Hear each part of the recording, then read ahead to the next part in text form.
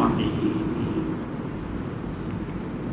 ومن كان مريضا أو على سفر فعدة من أيام أخر يريد الله بكم اليسر ولا يريد بكم العسر ولتكملوا العدة ولتكبروا الله على ما هداكم وَلَعَلَّكُمْ تَشْكُرُونَ.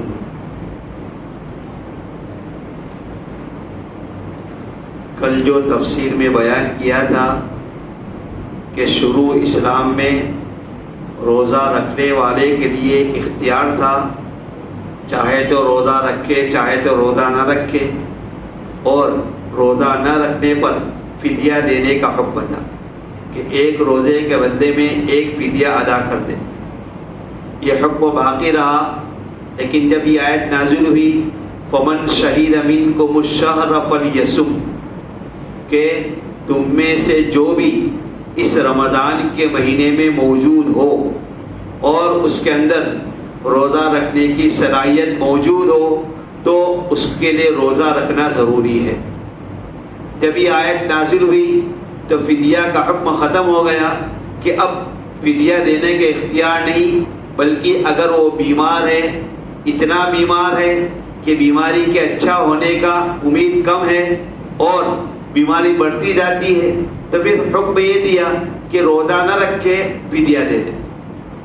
لیکن اب تندرست آدمی صحیح سالم کے لیے فدیہ دینے کی اجازت دے. جب یہ حکم نازل ہوا تو دل میں سوال پیدا ہو سکتا تھا کہ جس طریقے سے شروع آیت میں مریض کے لیے بھی اور مسافر کے لیے بھی روزہ رکھنے نہ رکھنے کا اختیار تھا، تو اس آیت کے اندر یہ اختیار بھی ختم ہو گیا ہوگا. جب بیمار آدمی کے لیے بھی روزہ رکھنا ضروری ہے اور مسافر کے لیے بھی روزہ رکھنا ضروری ہے، تو اس شبہ کو دور کرنے کے لیے دوبارہ اس آیت کو بیان کیا کہ بھئی یہ حکم تو ہے ہی کہ جو تم میں سے کوئی بیمار ہو یا کوئی مسافر ہو تو پھر اب وہ اس رمضان کے مہینے میں روزہ نہ رکھے، اس کو اجازت ہے. ہاں اتنا ضروری ہے کہ رمضان کے بعد جب وہاں پر اس کو موقع ملے، مسافر کا سفر ختم ہو جائے یا بیماری دور ہو جائے تو پھر اب اس کو روزہ رکھنا ضروری ہے. تو فمن شہید منکم الشہر فلیصم، یہ بیان کرے اس کے لیے روزہ رکھنا ضروری ہے. ومن کان مریضا او علی سفر فعدۃ من ایام اخر. اور پھر اس کے بعد دیکھو کتنا پیارا جملہ اللہ تبارک و تعالیٰ نے بیان کیا، یرید اللہ بکم اليسر. اللہ تبارک و تعالیٰ تمہارے ساتھ آسانی چاہتا ہے. اللہ تبارک و تعالیٰ چاہتا ہے کہ تم پر آسانی پیدا کرے. ولا یرید بکم العسر، اللہ تبارک و تعالیٰ تم پر دشواری ڈالنا نہیں چاہتا، تم کو دشواری میں اور مشقت میں ڈالنا نہیں چاہتا. یرید اللہ بکم اس آیت کو لا کر کہ اے بندے اگر تو روزہ نہیں رکھ سکتا تو شریعت نے حکم نہیں دیا کہ نہیں پھر بھی روزہ رکھنا ضروری ہے. تو بیمار ہے پھر بھی روزہ رکھنا ضروری ہے. تو مسافر ہے اور مسافر میں مشقت ہوتی ہے پھر بھی روزہ رکھنا ضروری. ایسی بات نہیں. اللہ تبارک و تعالیٰ نے بندے کو جو حکم دیا ہے اس حکم میں کبھی بھی کوئی دشواری اور پریشانی نہیں. اللہ کا مقصد تمہیں مشقت میں ڈالنا نہیں ہے کہ تم مشقت میں آ جاؤ، دشواری میں آ جاؤ اور جو کام نہ کر سکتے ہو وہ بھی کرو. اس لیے کہ دوسری جگہ پر قرآن پاک نے خود فرمایا لا یکلف اللہ نفسا الا وسعها، کہ اللہ تبارک و تعالیٰ نے ہر انسان کو اس کے وسعت کے بقدر مکلف بنایا ہے. جتنا وہ کام کر سکتا ہے اتنا کرنے کا حکم دیا ہے، طاقت سے زیادہ کام کرنے کا حکم نہیں دیا.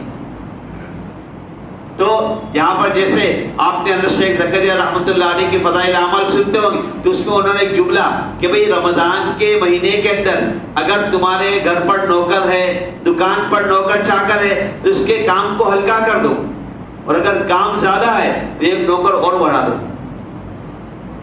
جب اللہ تبارک و تعالیٰ نے آسانی کی تو ہمیں بھی آسانی کرنی چاہیے. اور اگر نوکر بڑھانے کی طاقت نہیں تو خود اس کے ساتھ کام میں لا جاؤ، لیکن اس کو مشقت میں نہ ڈالو. تو مقصد یہاں پر یہی ہے. اللہ تبارک و تعالیٰ تم پر اگر یہ کہتا کہ نہیں روزہ رکھنا ہے تو پریشانی ہو جاتی. تو اللہ نے فرمایا نہیں، یرید اللہ بکم اليسر، اللہ تبارک و تعالیٰ تم پر آسانی کا ارادہ کرتا ہے.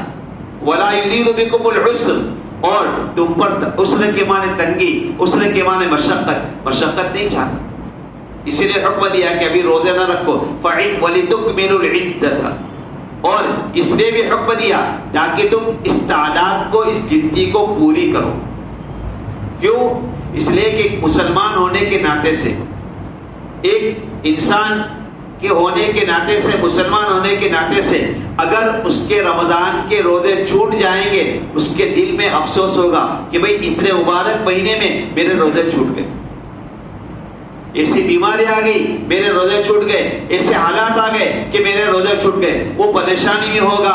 تو اللہ تبارک و تعالیٰ فرمایا پریشان مت ہو، بلکہ اب رمضان کے بعد جب موقع ملے تعداد کو پوری کر لو. 2 روزے گئے 2 روزے رکھ لو، 10 گئے 10 روزے رکھ لو. انشاءاللہ تمہیں اس روزے کا ثواب بھی وہی ملے گا جو رمضان میں روزے رکھنے کا ملتا ہے.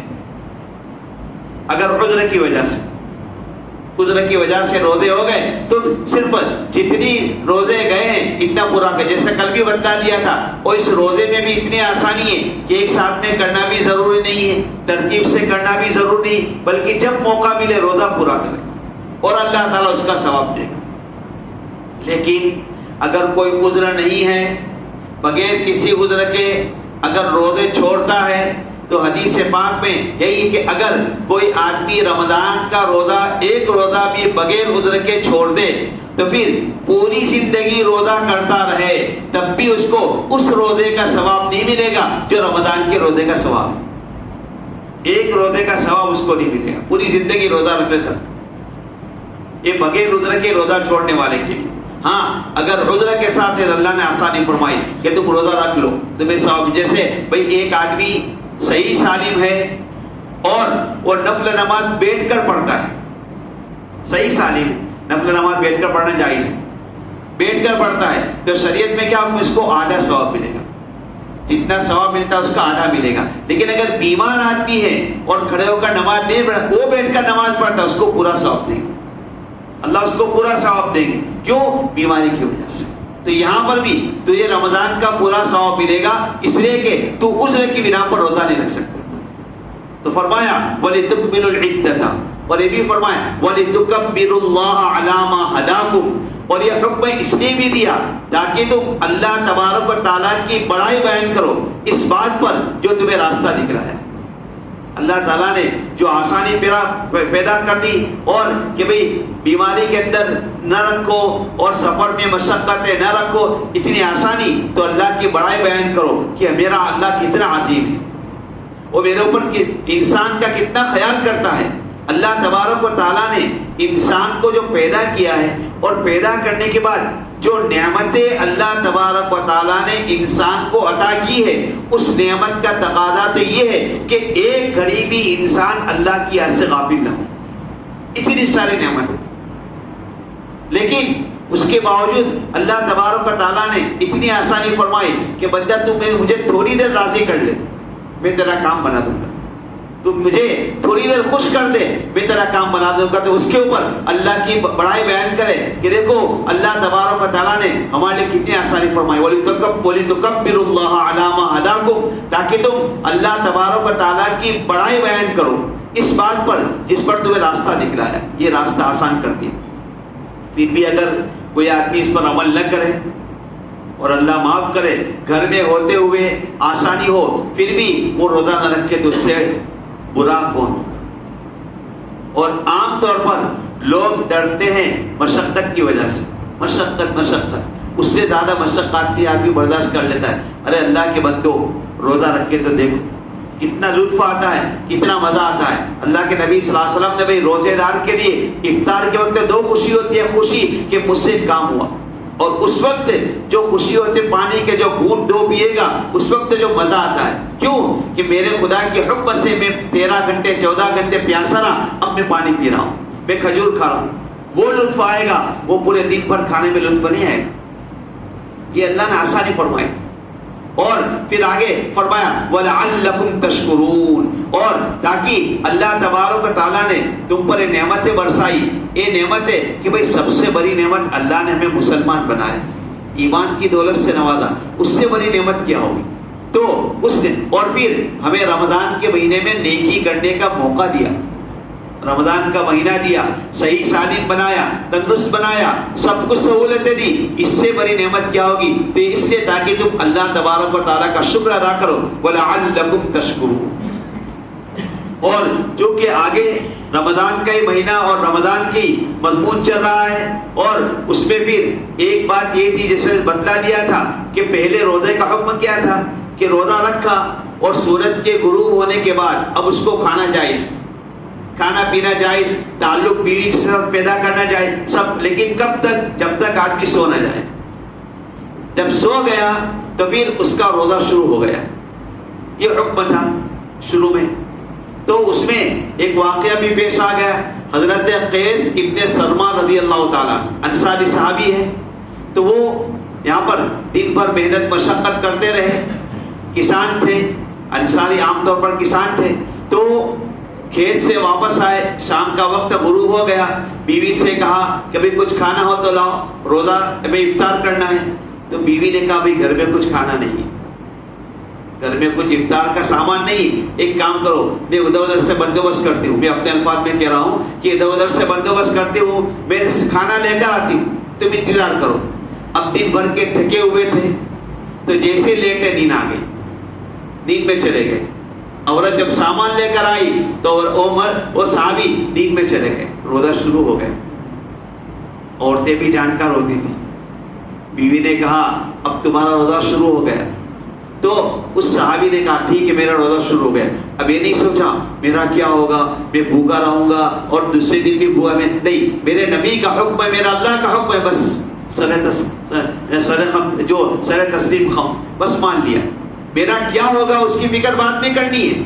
روزہ شروع ہو گیا اور اب پوری رات گزری، صبح کا وقت ہوا، آدھے دن آتے آتے بھوک کی وجہ سے بے ہوش ہو گئے۔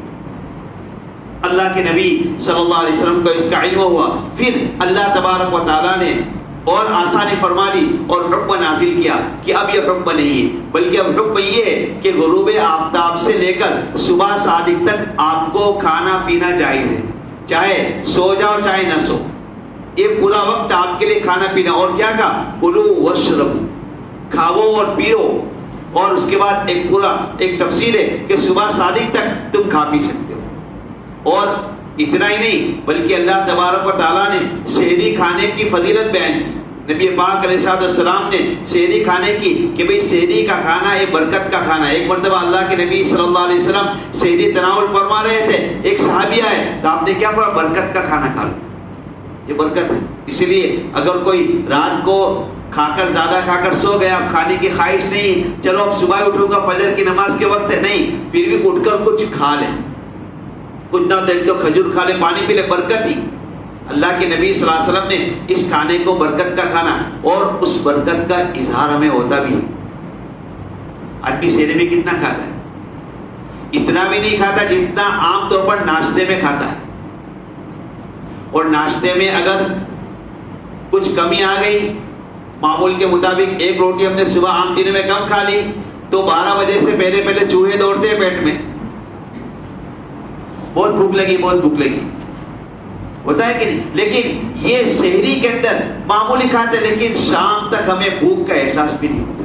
یہ اللہ کی طرف سے برکت نہیں کھانا، احساس کہ برکت کا ظہور بھی ہوتا ہے، برکت نہیں کھانا ہے۔ تو اللہ تبارک و تعالیٰ نے حکم دیا صبح تک کھاؤ پیو، کھانا پینا ہے، کھاؤ پیو کا مطلب ہے کہ تم صبح تک کھا سکتے ہو۔ یہ بات والی آیت تھی۔ اب درمیان میں ایک چھوٹی سی آیت کے ذریعے سے اللہ تبارک و تعالیٰ فرمایا وَإِذَا سَأَلَكَ عِبَادِي عَنِّي فَإِنِّي قَرِيبٌ، کہ یہ روزے کا ہم نے حکم دیا ہے، تو اب اے میرے بندے تیرا کام کیا ہے؟ تو میرے حکم کو بجا لا، اور میرے اس حکم کو بجا لانے میں اگر تجھے کوئی مشقت ہو کہ بھئی مجھے تو کام کا زیادہ ہے اور مجھے تو دھوپ میں کام کرنا ہے، مجھے تو محنت مزدوری کرنی ہے، میں کیسے کروں گا؟ تو اللہ تعالیٰ نے فرمایا بندے تم میری طرف متوجہ، مجھ سے مانگ۔ اگر تیرے دل میں یہ خطرہ ہے، یہ خیال ہے، مجھ سے مانگ تو میں تیرے لیے آسانی پیدا کروں۔ کیا فرمایا کہ وَإِذَا سَأَلَكَ عِبَادِي عَنِّي، اے نبی جب آپ سے میرے بندے میرے متعلق پوچھے کہ کیا میں دور ہوں یا قریب ہوں. اگر دور ہے تو ہم زور سے اللہ کو پکارے، اور اگر قریب ہے تو ہم آہستہ سے پکارے. اس آیت کا شان نزول بھی یہی ہے کہ چند دیہات والوں نے اللہ کے نبی صلی اللہ علیہ وسلم سے پوچھا تھا کہ اللہ کے نبی، ہمارے اللہ دور ہے کہ ہم زور سے پکارے یا قریب ہے کہ ہم آہستہ سے پکارے؟ تو اللہ تبارک و تعالیٰ نے فرمایا وَإِذَا سَأَلَكَ عِبَادِي عَنِّي، کہ نبی جب آپ سے میرے بندے میرے متعلق پوچھے کہ میں کہاں ہوں تو کہہ دو فَإِنِّي قَرِيب، میں قریب ہوں. تو جہاں سے پکارے گا، جس جگہ سے پکارے گا، میں تیری پکار کو سنوں گا. اور دعا کے لیے کوئی ضروری نہیں ہے کہ میں مصلی پر بیٹھ کر دعا کریں. آدمی سفر میں بھی اللہ سے مانگ سکتا ہے، اور دعا میں ہاتھ اٹھانا بھی کوئی ضروری نہیں ہے. اپنی زبان سے مانگے، پڑوس والوں کو پتہ بھی نہیں چلے بھائی کس سے گفتگو کر رہا ہے.